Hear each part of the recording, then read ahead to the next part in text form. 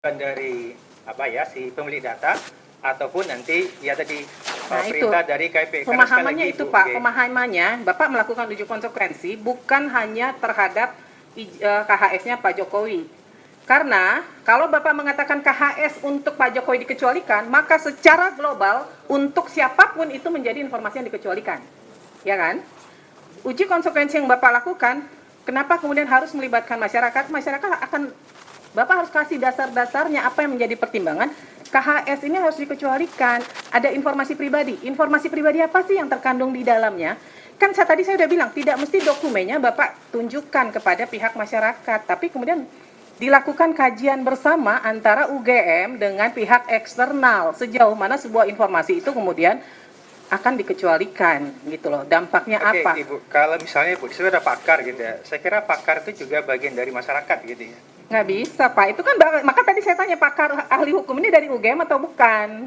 Iya betul. Dari UGM kan? Betul. Ya, jadi kan perintah majelis melibatkan, Pak ini perintah majelis loh, kami memerintahkan harusnya melibatkan pihak luar. Gitu loh, ya, tapi Bapak tidak melakukan. Ya, gitu. sekali lagi Bu, kami berangkat dari sikap yang kehati-hatian, yang notabene itu juga Pak, dijamin oleh begini, PDP. Okay. Kemarin harus dihargai yang namanya perintah majelis, ya. Pemahamannya seperti yang sampaikan Ketua Majelis, bukan dokumennya, tapi formula-formula. Misalnya tadi ijazah seperti apa formulanya? Oh, ada nama, ada data. Jadi tidak dokumennya. Kalau melibatkan pihak lain, itu lebih independen, Pak. Terlepas itu punya siapa, baru dikategorikan lagi.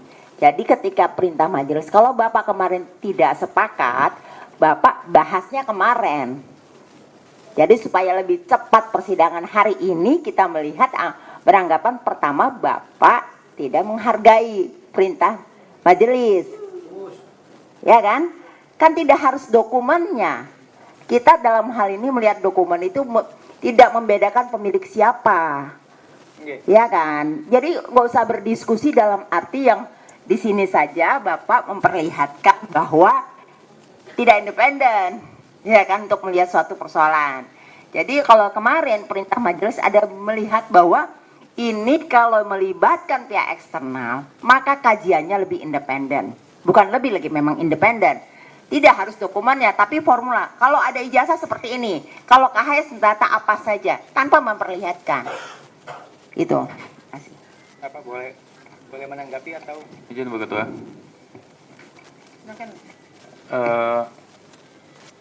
Ini seluruhnya kan berarti dari UGM ya? Iya. Apa saudara? Bentar. Memohon sebentar ya. Saudara termohon, ini berarti seluruhnya dilakukan oleh UGM. Berarti UGM tidak menganggap ada entitas akademik lain selain UGM yang mengerti masalah ini. Yang bunyi tolong dimatikan ya. Ini UGM berarti tidak menganggap dalam tema KHS atau perlindungan data pribadi atau keterbukaan informasi publik tidak ada pakar dari selain UGM. Saya mau tanya itu dulu. Singkat-singkat aja ya, karena saya masih ada pendalaman lain. Baik, terima kasih anggota majelis. Pada prinsipnya kami tetap menganggap dan kami juga menganggap bahwa pakar dari pakar, ada tidak kepakaran di luar UGM yang bisa memahami soal menurut UGM? Untuk diuji konsekuensi ini tidak ada, tapi kalau untuk secara keseluruhan pasti ada, namun tadi yang disampaikan. Nah, jadi begini, ini ada chauvinisme nih, ya, prestige oriented chauvinism. Jadi kebanggaan seakan-akan yang mengerti tema ini hanya orang-orang UGM. Andaikan teman-teman atau Bapak Ibu di UGM itu mau mempertahankan satu mazhab pemikiran saja, sebenarnya bisa kok. Ambil saja pakar-pakar lain yang satu mazhab. Karena sebenarnya di keterbukaan informasi juga ada mazhab kehati-hatian, ada juga cautious focus approach misalnya begitu, ya. Kalau mau ambil kehati-hatian, katakanlah misalnya UGM mempertahankan ini sebagai suatu hal yang jadi data pribadi. Tadi Bapak bilang, Bapak orang fakultas hukum,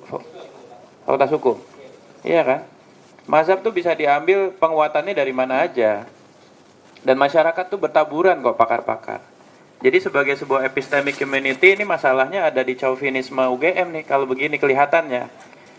Jadi majelis memerintahkan melakukan uji konsekuensi sekali lagi tidak dengan satu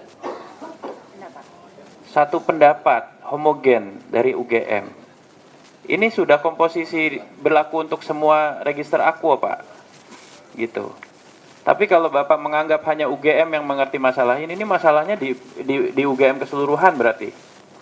Ini masalah prestige oriented chauvinism.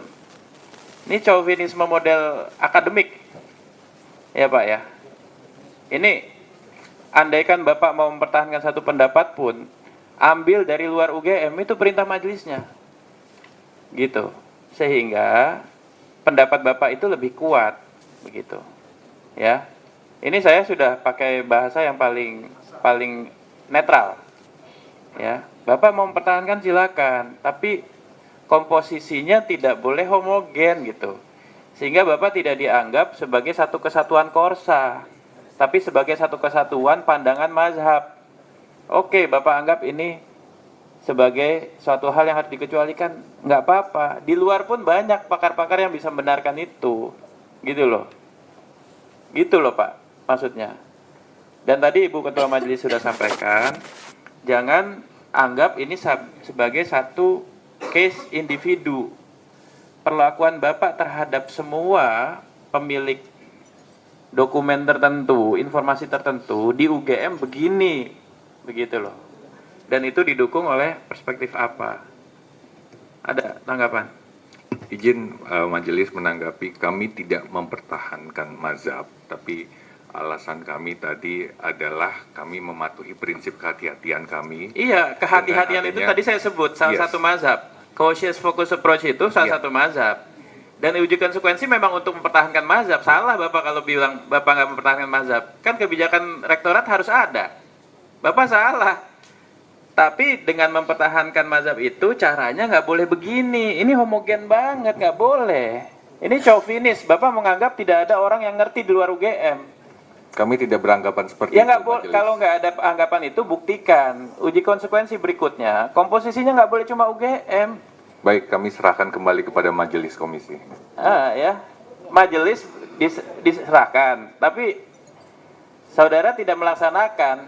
Jadi saudara harus laksanakan. Ya, ini masalah ya. Saya kira itu, Bu.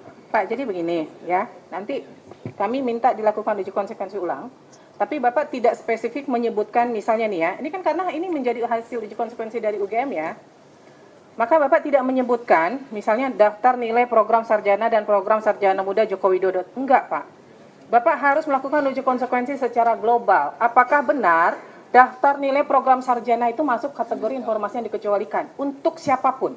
Karena kalau dikecualikan itu dia berlakunya umum Pak, bukan hanya person to person. Apakah kemudian terkait dengan nilai kerja nyata itu menjadi informasi yang dikecualikan? Kalau untuk Pak Jokowi dikecualikan, maka untuk yang lain pun harus dikecualikan Pak. Nggak mungkin untuk Pak Jokowi dikecualikan terus orang lain minta Bapak buka aksesnya. Kalau dikecualikan ya informasi itu akan berlaku dikecualikan untuk semua. Kemudian terkait misalnya laporan tugas akhir, skripsi, benar nggak ini dikecualikan? Tidak dikecualikan, dikatakan berita acara sidang dikecualikan, benar nggak? Untuk semua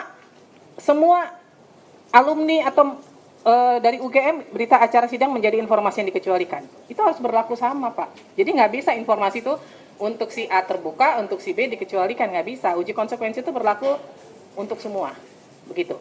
Jadi saya nggak mau di sini ada kata-kata surat keputusan yudisium untuk Joko Widodo, nggak bisa Pak. Ini berlaku kalau Bapak sudah menyatakan surat keputusan yudisium dikecualikan, maka untuk semuanya itu menjadi dikecualikan. Nah, Bapak harus melakukan uji konsekuensi dan di sini Bapak harus menyebutkan nih. Di sini kan nggak disebutkan nih Pak. Bapak menyebutkan, saya kasih contoh ya. Mengandung data pribadi. Data pribadi apa Pak yang terkandung di situ? Bapak harus jelaskan di dalam kajiannya. Apakah di situ ada tanggal lahir? Apakah di situ apa yang dikecualikan? Kalau yang dikecualikan ternyata dari satu dokumen ini yang dikecualikan hanya bagian tanggal lahir, hanya bagian mungkin ada alamat dan sebagainya di situ, itu aja yang ditutup. Tidak otomatis informasinya kemudian menjadi dikecualikan semua, Pak. Maka di kajian itu harus jelas apa sih di dokumen atau di informasi itu yang dikecualikan. Di KHS-nya apa sih Pak yang dikecualikan? Nilai. Selain nilai apa? Nah kan berarti yang nilainya saja yang ditutup. Bahwa bukti seseorang pernah kuliah di semester 1, semester 2, semester 3 itu kan menjadi informasi publik begitu loh. Ya, jadi itu harus dikaji dengan jelas Pak kajiannya.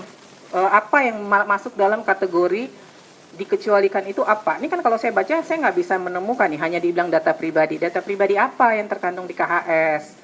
Itu harus ada Pak. Kalau dibilang menghambat proses penegakan hukum, yang bagaimana begitu? Harus ada jelas kajiannya ya Pak ya. Kemudian di sini Bapak menyebutkan, saya nggak tahu kalau Bapak melakukan uji konsekuensi terhadap nilai kerja nyata.